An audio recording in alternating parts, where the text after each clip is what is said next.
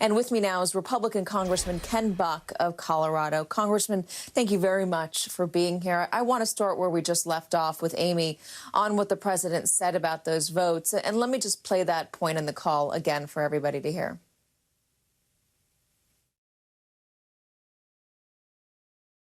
So, look, all I want to do is this. I just want to find 11,780 votes, which is one more than we have, because we won the state, and flipping the state is a great testament to our country. Congressman, what do you make of that? What does he mean when he says find 11,780 votes? Well, I think if you put his words in context, what he's saying is that he believes there are 500,000 votes that were fraudulently cast, that there were dead people who voted, he believes. He believes that there were illegal immigrants who voted. He believes that other shenanigans occurred, and that the result would be, if they were counted properly, the result would be that he would win the election. I give credit to the Secretary of State of Georgia. A number of recounts have been done in Georgia, and the Secretary of State stood his ground and made it clear to the president that the Secretary of State did not agree with the president's theory in this case. You made a point of saying he believes. Let's underscore that. He may believe it, but the truth is those votes that he is contending are fraudulent. That just is not. That's not true. There have been legal cases on this. They've done multiple recounts. Let me ask you this: why was this a bridge too far for you personally? A bridge too far for you to support?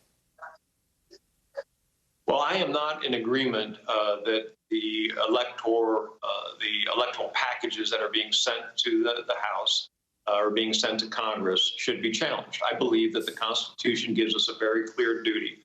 The 12th Amendment says that the Vice President will open these envelopes and that Congress will count the electors. And I think that our job is not to second guess what the states do. I have a lot of respect for the Electoral College. I have a lot of respect for the fact that rural states like my home state of Colorado is given an opportunity to elect a president because of the Electoral College. And I think we have to respect our role as Congress and not second guess what the states are doing. Why do you think so many of your fellow Republicans are not respecting this process? Well, I think it's clear that this president has been treated unfairly in the last 4 or 5 years. He has been investigated by the FBI. He has been impeached on very slim evidence, and the impeachment was a political issue to change the outcome of the election. And I think a lot of voters, millions of voters, really believe that this election has been unfair. And what we need to do as Americans is put aside the partisanship and make sure that we step forward and that we do the right thing, but we also investigate these elections to make sure the American people understand the credibility that occurred with these elections. It's not enough just to say you're wrong, shut up, sit down. Is it enough to say that? Hold on. Is it enough to say that he believes he's been treated unfairly, and this is why it's okay to do this? This is why it's okay to throw around a conspiracy theory and undermine an election. Is it okay just to say, well, no one was nice to him, so this is why we need to do this now?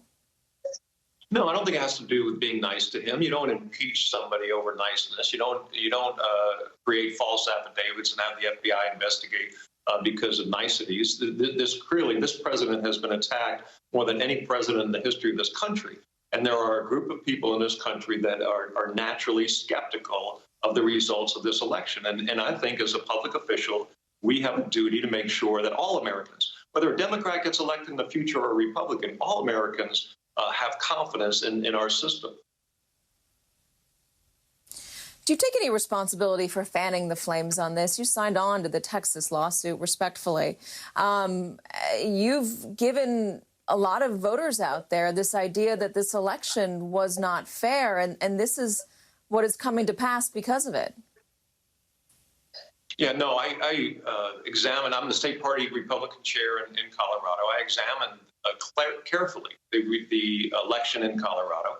I made a statement very early on that the election in Colorado was credible. It was fair. It was done properly. There was not widespread voter fraud.